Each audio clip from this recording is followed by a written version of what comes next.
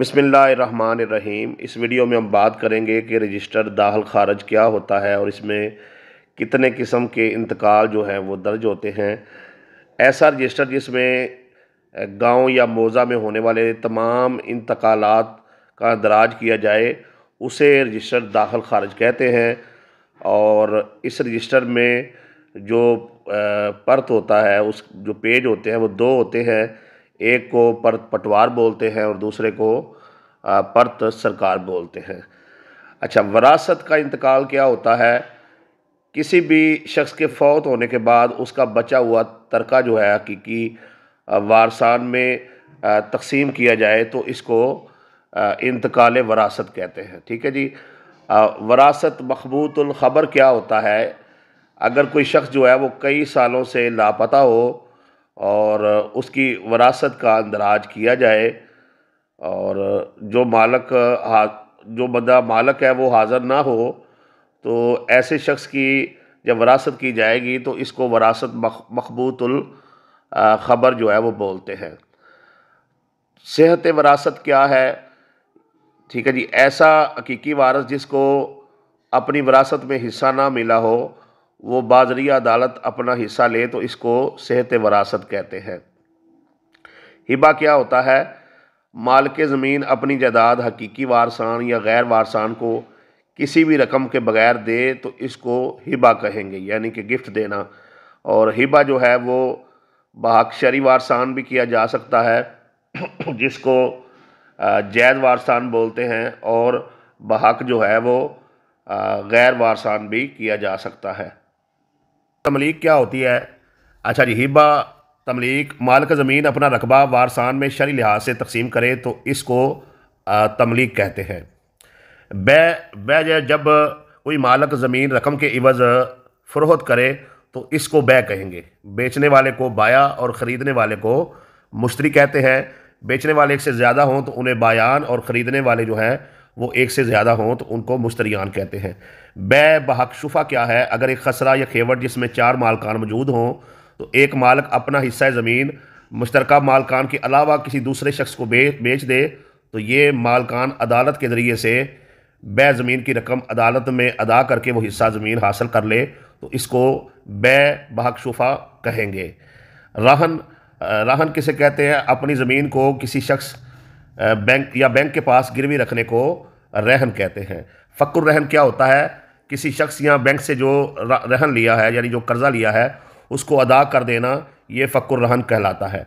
बै महफूजगी रहन क्या होता है? मालिक ज़मीन ने अपनी ज़मीन रहन रखी मगर अब वो अपनी ज़मीन फ़रोख्त करने का मायदा किसी तीसरे शख्स के साथ कर ले और रहन की रकम ज़मीन ख़रीदने वाला अदा करेगा तो इसको बै महफूजगी रहन कहते हैं। यानी वो बंदा ज़मीन सेल कर रहा है और उसको इस बात का बंद कर रहा है जो मुझ पर कर्जा है वो भी तुमने अदा करना है, तो इसको बै महफूजगी रहन कहते हैं।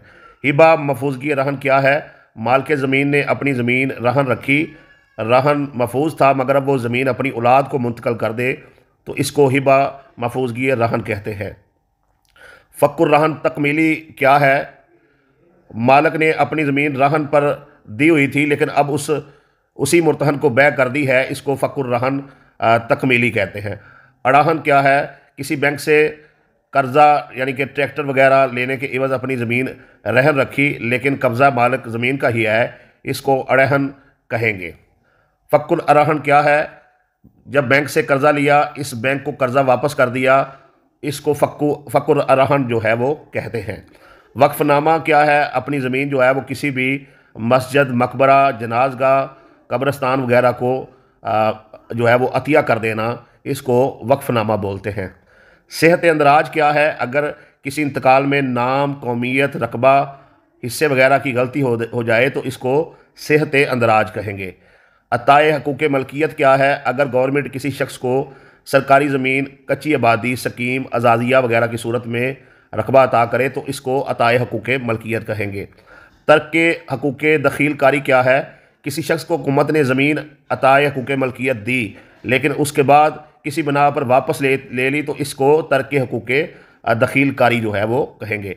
पट्टानामा क्या है? किसी शख्स को अपनी ज़मीन लीज़ पर देने को पट्टानामा कहते हैं। पट्टा की बिना पर दी हुई कीमत वापस नहीं होती है पट्टा में वक़्त का तयन लाजमी होता है, इस किस्म के इंतकाल को पट्टानामा कहते हैं। फ़क्कु पट्टा क्या है? फ़क्कुल पट्टा, पट्टा का ख़त्म होना है, और जब पट्टा की मियाद ख़त्म हो जाती है तो इसको फ़क्कुल पट्टा कहते हैं।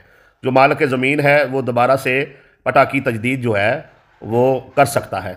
बेहक मुर्तहनी क्या है? अगर कोई शख्स हकूक़ मुर्तहन रखता हो तो वो अपने हकूक़ आगे बेचना चाहे तो इसको हक़ के मुर्तहनी कहेंगे। ठीक है जी, याद रखें सिर्फ हकूक़ ज़मीन मुर्तहन ही जो है वो ये काम कर सकता है। इस्तक़रार हक़ क्या है?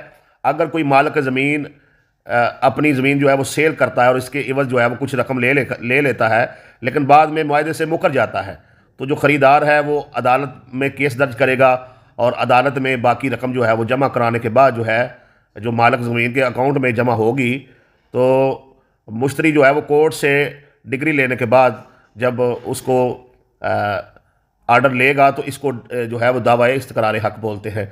तबादला क्या है? अगर किसी शख्स की ज़मीन बिखरे हुए खसरा, नबरान या खेवट में मौजूद हो और वो ज़मीन का तबादला उसके करीबी शख्स को ज़मीन देकर उसका करीबी रकबा हासिल कर सकता है, इस किस्म के इंतकाल को इंतकाल तबादला कहते हैं। मतलब उसने अपना रकबा दे दिया और जो उसके करीब रकबा दूसरे बंदे का लगता था वो ले लिया, ज़मीन के बदले ज़मीन जो है वो दे दी और ज़मीन ही ली, यानी ज़मीन ही तबादले में दी और ज़मीन ही ली, तो इस अमल को तबादला जो है इंतकाल तबादला कहते हैं।